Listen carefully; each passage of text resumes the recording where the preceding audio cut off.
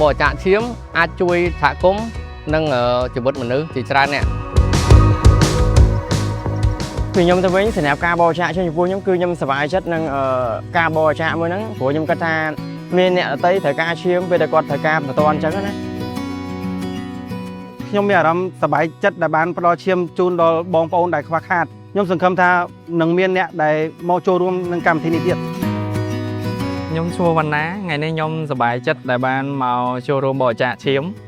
មានមនុស្សច្រើនដែលកំពុងត្រូវការឈាមអញ្ចឹងយើងមកបរិច្ចាគមានអារម្មណ៍ថាសប្បាយចិត្ត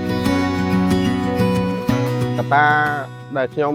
មកបរិច្ចាគឈាមគឺដើម្បីជួយសង្គ្រោះជីវិតអ្នកដទៃហើយមិនមែនជាលើកទី1ទេគឺខ្ញុំមកផ្ដល់ឈាមនេះគឺជាលើកទី2ហើយសម្រាប់ខ្ញុំហើយឈាមយើងអាចកកើតបានប៉ុន្តែអាយុជីវិតមនុស្សគឺតែបាត់បង់ហើយមិនអាចវិលមកវិញបានទេខ្ញុំឈ្មោះហៃខិនសខាខ្ញុំជាដៃគូដឹកជញ្ជូនរបស់ Panda ខ្ញុំបានមកចូលរួមការបរិច្ចាគឈាមហើយក៏អរគុណដល់ពូ Panda ដែលបានបង្កើតកម្មវិធីនេះដើម្បីឲ្យខាងយើងចូលរួមក្នុងការបរិច្ចាគឈាមហើយខ្ញុំផ្ទាល់គឺខ្ញុំបានបរិច្ចាគឈាមក្នុងមួយឆ្នាំ3ទៅ4ដងឈាមរបស់ខ្ញុំអាចកកើត